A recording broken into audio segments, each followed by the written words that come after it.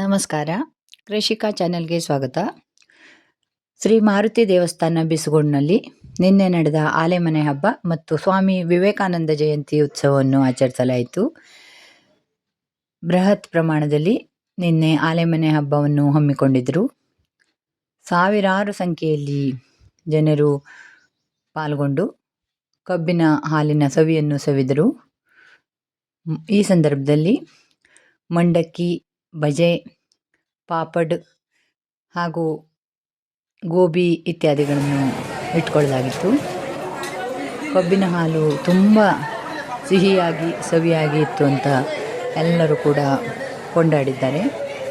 ಹಾಗೆ ಸ್ವಾಮಿ ವಿವೇಕಾನಂದ ಜಯಂತಿಯನ್ನು ಶ್ರೀಯುತರಾದ ಶ್ರೀ ರವಿಕುಮಾರ್ ನಾಯ್ಕ್ ಸರ್ ಅವರು ಒಂದೆರಡು ವಿವೇಕಾನಂದರ ಬಗ್ಗೆ ಮಾತನಾಡಿ ಈ ಸಂದರ್ಭದಲ್ಲಿ ವಿವೇಕಾನಂದರ ಕುರಿತಾಗಿ ಒಂದೆರಡು ವಿಚಾರಗಳನ್ನು ಹೇಳಿದರು. ಇವತ್ತಿನ ಆಲೆಮನೆ ಹಬ್ಬ ಕಾರ್ಯಕ್ರಮದಲ್ಲಿ ನಾವೆಲ್ಲರೂ ಪಾಲ್ಗೊಂಡು ಈ ಕಾರ್ಯಕ್ರಮವನ್ನು ವೀಕ್ಷಿಸೋಣ.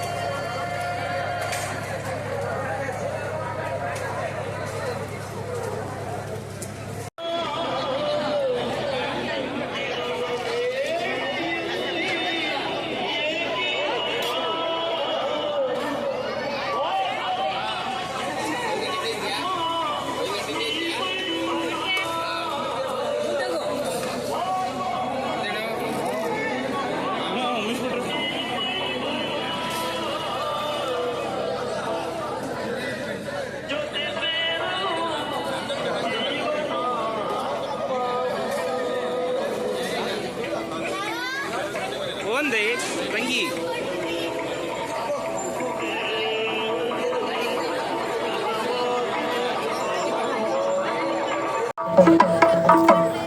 ಎಷ್ಟೊಂದು ಕಾಲದಿಂದ ಹಂಬಲಿಸಿದೆ, ಎಷ್ಟೊಂದು ಕಾಲದಿಂದ ಹಂಬಲಿಸಿದೆ, ನೀ ಬಂದು ಸೇರಿ ನನ್ನ ಮುದಗೊಳಿಸಿದೆ, ನೀ ಬಂದು ಸೇರಿ ನನ್ನ ಮುದಗೊಳಿಸಿದೆ. ಜೀವನದ ನೂರು ಕನಸು ನನಸಾಗಿದೆ, ಜೀವನದ ನೂರು ಕನಸು ನನಸಾಗಿದೆ. ಮುನಿಸೇತಗೆ ಈ ಬಗೆ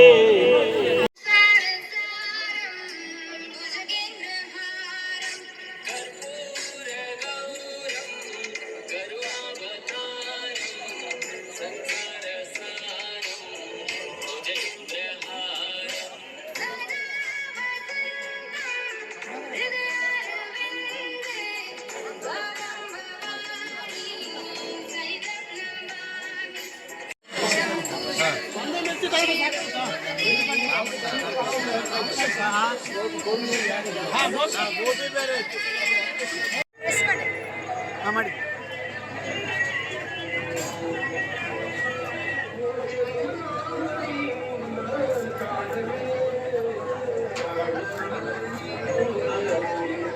ಅಶ್ವಿನಿ ಇತ್ಲ ತಿರುಗಿ ನೋಡ್ರಿ.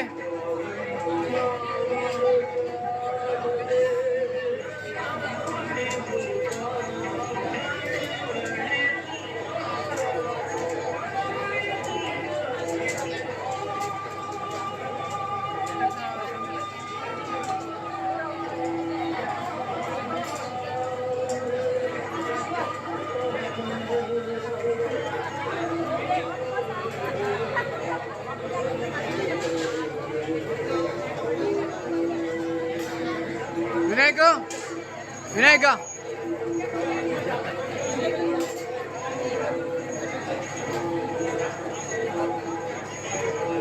ಇದ್ದ ತಿರುಗಿ ನೋಡ್ರಿ, ಸರ್ವಿಸ್ ಮಾಡೋರು ಒಂದ್ಸಲ ತಿರುಗಿ ನೋಡಿ.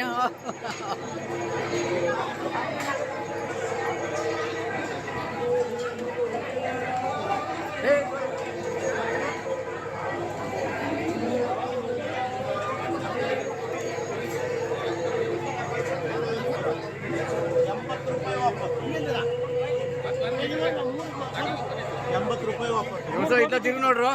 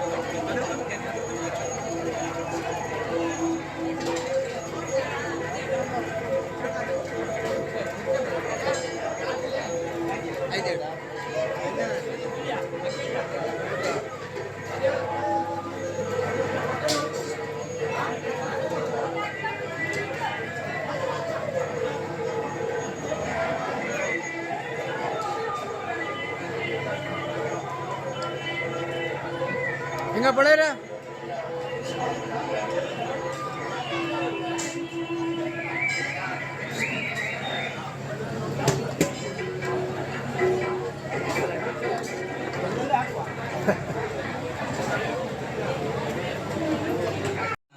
ಭಕ್ತಿ ಮಾರ್ಗ, ಹಾಗೆ ಯೋಗ ಮಾರ್ಗ, ಜ್ಞಾನ ಮಾರ್ಗ, ಈ ಮಾರ್ಗಗಳ ಮುಖಾಂತರ ಇಡೀ ದೇಶಕ್ಕೆ,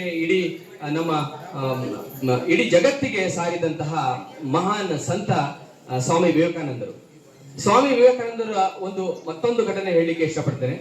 ಆದ್ಮೇಲೆ ಒಂದ್ಸರಿ ಲೈಬ್ರರಿಯಲ್ಲಿ ಭಾರತದ ಭಗವದ್ಗೀತೆಯನ್ನ ಕೆಳಗಡೆಗೆ ಇಟ್ಟು ಬೇರೆ ಬೇರೆ ಧರ್ಮದ ಅಥವಾ ಬೇರೆ ಬೇರೆ ದೇಶದ ಗ್ರಂಥಗಳನ್ನ ಅದ್ರ ಮೇಲೆ ಜೋಡಿಸಿರ್ತಾರೆ.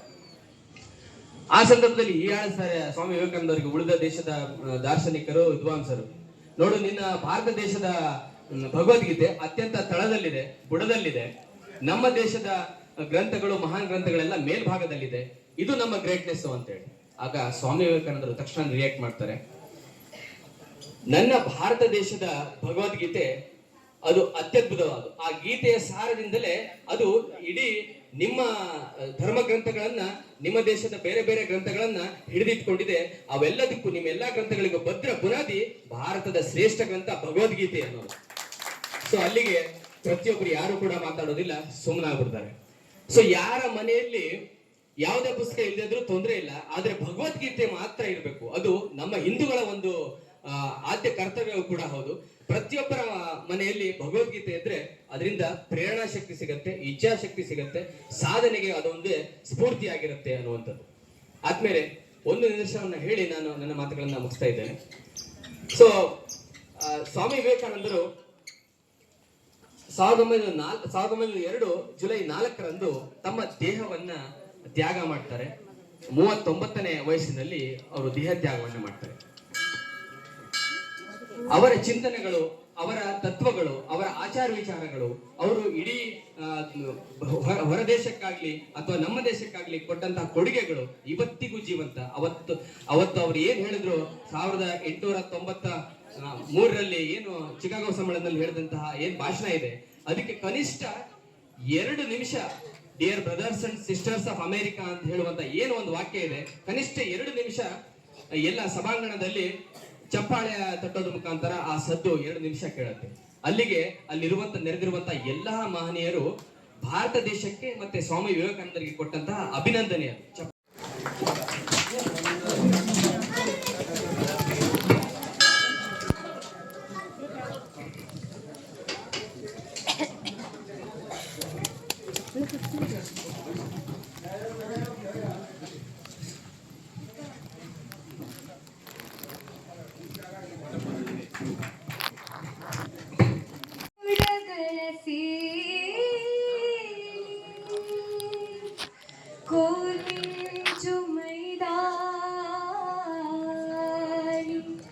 ಗುಡುಗಿತು ನಭೋ ಮಂಡಲ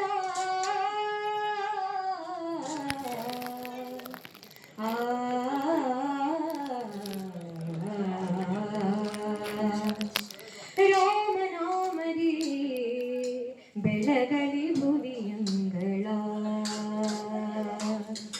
ರಾಮನ ನೆಲದಿಂದ ಧರ್ಮದ ನೆಲೆಯಿಂದ ರಾಮನ ನೆಲದಿಂದ ಧರ್ಮದ ನೆಲೆಯಿಂದ ಬೆಳಗಲಿ ಭುವಿಯಂಗಳ ರಾಮನಾಮದಿ ಬೆಳಗಲಿ ಭುವಿಯಂಗಳ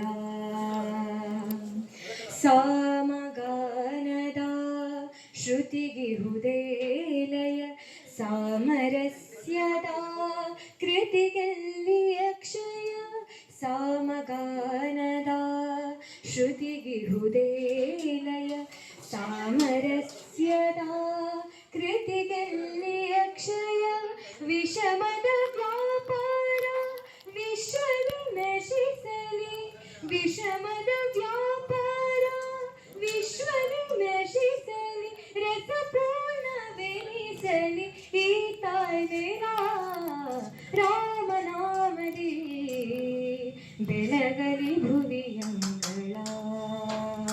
ಮಹಾನ್ ಸನ್ಯಾಸಿ, ಆಧ್ಯಾತ್ಮಿಕ ಗುರು, ಭಾರತದ ಸಂಸ್ಕೃತಿಯನ್ನ ವಿದೇಶಕ್ಕೆ ಪರಿಚಯಿಸಿದಂತಹ ಧೀಮಂತ ತತ್ವಜ್ಞಾನಿ, the greatest monk of India Swami ವಿವೇಕಾನಂದರ 163ನೇ ಜಯಂತಿಯ ನಿಮಿತ್ತ ಪ್ರಸ್ತುತ ಉಪಸ್ಥಿತಿರುವಂತಹ ಬಿಸ್ಕೋಡ್ನ ಸರ್ವ ಜನತೆ ಹಾಗೂ ವಿವೇಕ ಮನಸ್ಸಿನ ಸರ್ವರಿಗೆ ವಿವೇಕಾನಂದ ಜಯಂತಿಯ ಶುಭಾಶಯಗಳು. ರಾಷ್ಟ್ರೀಯ ಯುವಕ ದಿನದ ಹಾರ್ದಿಕ ಶುಭಾಶಯಗಳು. ಆದ್ಮೇಲೆ 1893ರಲ್ಲಿ ನಡೆದಂತಹ ಒಂದು ಘಟನೆ, ಸ್ವಾಮಿ ವಿವೇಕಾನಂದರು ಚಿಕಾಗೋ ವಿಶ್ವಧರ್ಮ ಸಮ್ಮೇಳನಕ್ಕೆ ಪಾಲ್ಗೊಳ್ಳಬೇಕು ಅಂತ ಹೋಗಿರ್ತಾರೆ. ಆ ಸಂದರ್ಭದಲ್ಲಿ ಈ ಮೊದಲೇ ಅವರು ಅಲ್ಲಿ ತಲುಪಿರೋದ್ರಿಂದ ಸಾಕಷ್ಟು ದಿನ ಅಮೆರಿಕಾದಲ್ಲಿ ಚಿಕಾಗೋ ನಗರದಲ್ಲಿ ಕಳೆಯುವಂತಹ ಒಂದು ಅವಕಾಶ ಅವರಿಗೆ ಸಿಗತ್ತೆ. ಆ ಸಂದರ್ಭದಲ್ಲಿ ಅವರು ತೆಗೆದುಕೊಂಡು ಹೋಗಿರುವಂತಹ ಹಣವೆಲ್ಲ ಖರ್ಚಾಗತ್ತೆ. ಆಗ ಏನ್ ಮಾಡಬೇಕು ಅಂತ ತೋರಿಸ್ತಾ ಇದ್ದಾಗ ಒಬ್ಬ ಬ್ರಿಟಿಷ್ ಸ್ನೇಹಿತರ ಒಂದು ಪರಿಚಯ ಆಗತ್ತೆ, ಬೇರೆ ದೇಶದ ಒಬ್ಬ ಸ್ನೇಹಿತರ ಪರಿಚಯ ಆಗತ್ತೆ. ಅವರ ಮನೆಯಲ್ಲೇ ಉಳ್ಕೊಂಡು ಅವರು ಅಧ್ಯಯನವನ್ನ ಪ್ರಾರಂಭ ಮಾಡ್ತಾರೆ. ಪ್ರತಿದಿನ ಲೈಬ್ರರಿಗೆ ಹೋಗಿ ಅಲ್ಲಿ ಪುಸ್ತಕವನ್ನ ಓದುತ್ತಾ ಸಂಜೆ ಒಂದು ಪುಸ್ತಕವನ್ನ ತೆಗೆದುಕೊಂಡು ಆ ಸ್ನೇಹಿತರ ಮನೆಗೆ ಬರ್ತಾ ಇರ್ತಾರೆ. ಪ್ರತಿದಿನ ಒಂದು ಪುಸ್ತಕವನ್ನು ತೆಗೆದುಕೊಂಡು ಹೋಗೋದು, ಹಾಗೆ ಮತ್ತೊಂದು ಅದೇ ಪುಸ್ತಕವನ್ನ ರಿಟರ್ನ್ ಮಾಡೋದು. ಈ ರೀತಿ ಪ್ರಕ್ರಿಯೆ ಸುಮಾರು 8-10 ದಿನಗಳ ಕಾಲ ನಡೆಯುತ್ತೆ. ಆ ಲೈಬ್ರರಿಯನ್ಗೆ, ಆ ಗ್ರಂಥ ಪಾಲಕಿಗೆ ವಿವೇಕಾನಂದರ ಮೇಲೆ ತುಂಬಾ ಕೋಪ ಬರುತ್ತೆ. ಅವರು ವಿವೇಕಾನಂದರನ್ನ ಪ್ರಶ್ನೆ ಮಾಡಿ, ನಿಮಗೆ ಬೇರೇನು ಕೆಲಸ ಇಲ್ವಾ ಅಥವಾ ನನಗೇನು ಕೆಲಸ ಇಲ್ಲ ಅಂತ ನೀವು ಅಂದ್ಕೊಂಡು ಈ ರೀತಿ ಕೆಲಸ ಮಾಡ್ತಾ ಇದ್ದೀರಾ? ಪ್ರತಿದಿನ ಒಂದು ಪುಸ್ತಕವನ್ನು ತೆಗೆದುಕೊಂಡು ಹೋಗ್ತೀರಾ, ಮತ್ತೆ ಮರಳಿ ಅದನ್ನ ತಂದ್ಕೊಡ್ತೀರಾ, ಏನು ಇದರ ಮರ್ಮ ಅಂತ ಹೇಳಿ ಕೇಳ್ತಾರೆ. ಆಗ ವಿವೇಕಾನಂದರು ಮರು ಉತ್ತರಿಸಿ ಗ್ರಂಥಪಾಲಕಿಗೆ ಹೇಳ್ತಾರೆ, ನಾನು ಈ ಮೊದಲು ತೆಗೆದುಕೊಂಡು ಹೋಗಿರುವಂತಹ ಎಲ್ಲಾ ಪುಸ್ತಕಗಳನ್ನ ನೀವು ಪರಿಶೀಲಿಸಿ ಅವುಗಳಲ್ಲಿರುವಂತಹ ಅವುಗಳಿಂದ ಯಾವುದೇ ಪ್ರಶ್ನೆಯನ್ನು ನನಗೆ ಕೇಳಿದ್ರೆ ನಾನು ಉತ್ತರಿಸಬಲ್ಲೆ ಅಂತ ಹೇಳ್ತಾರೆ. ಆಗ ಗ್ರಂಥಪಾಲಕಿ ಅದೇ ಕೆಲಸವನ್ನ ಮಾಡ್ತಾರೆ. ಕೆಲವು ಪ್ರಶ್ನೆಗಳನ್ನ ಕೇಳ್ತಾರೆ. ವಿವೇಕಾನಂದರು ಆ ಎಲ್ಲಾ ಪ್ರಶ್ನೆಗಳಿಗೆ ಸ್ಪಷ್ಟವಾದ ನಿಖರವಾದ ಉತ್ತರವನ್ನ ಕೊಡ್ತಾರೆ. ಆದ್ಮೇಲೆ ನಾವಿಲ್ಲಿ ತಿಳ್ಕೊಳ್ಬೇಕಾಗಿದ್ದು, ಸ್ವಾಮಿ ವಿವೇಕಾನಂದರಿಗೆ ಜ್ಞಾನದಾಹ ಇತ್ತು, ಅತ್ಯುತ್ತಮ ಇಚ್ಛಾಶಕ್ತಿ ಇತ್ತು. ಈ ತರದ ಇಚ್ಛಾಶಕ್ತಿ ಇದ್ದಲ್ಲೇ ಆದಲ್ಲಿ ನಾವು ಯಾವುದನ್ನೇ ಆಗಲಿ ಯಶಸ್ಸನ್ನ ಸಾಧಿಸಲಿಕ್ಕೆ ಸಾಧ್ಯ ಇದೆ, ಯಾವುದೇ ಕಾರ್ಯದಲ್ಲಿ ನಾವು ಮುನ್ನುಗ್ಲಿಕ್ಕೆ ಸಾಧ್ಯ ಇದೆ. ಆ ನಿಟ್ಟಿನಲ್ಲಿ ಸ್ವಾಮಿ ವಿವೇಕಾನಂದರು ಅತ್ಯುತ್ತಮ ಇಚ್ಛಾಶಕ್ತಿಯನ್ನ ಹೊಂದಿದ್ದಂತಹ ಆಧ್ಯಾತ್ಮಿಕ ಗುರು. ಆದ್ಮೇಲೆ ನಾವೀಗ ನೇರವಾಗಿ 30 ವರ್ಷ ಹಿಂದಕ್ಕೆ ಬರೋಣ. 1893ರಿಂದ 1863 ಜನವರಿ 12 ಪಶ್ಚಿಮ ಬಂಗಾಳದ ಕಲ್ಕತ್ತಾದಲ್ಲಿ ವಿಶ್ವನಾಥ ದತ್ತ ಹಾಗೂ ಭುವನೇಶ್ವರಿ ದೇವಿಯ ಪುತ್ರನಾಗಿ ಸ್ವಾಮಿ ವಿವೇಕಾನಂದರು ಜನಿಸ್ತಾರೆ. ಬಾಲ್ಯದಲ್ಲೇ ಅತ್ಯಂತ ಚುರುಕಾಗಿದ್ದಂತಹ ನರೇಂದ್ರನಾಥ ದತ್ತರು ಅತ್ಯಂತ ತೀಕ್ಷ್ಣ ಸ್ವಭಾವದ, ಅಭ್ಯಾಸದಲ್ಲಿ ಯಾವಾಗಲೂ ಮುಂದೆ ಇದ್ದಂತಹ ಅತ್ಯುತ್ತಮವಾದಂತಹ ವಿದ್ಯಾರ್ಥಿಯಾಗಿರ್ತಾರೆ. ಅವರ ಅಭ್ಯಾಸ ಹೀಗೆ ಮುಂದುವರಿತಾ ಇರುತ್ತೆ.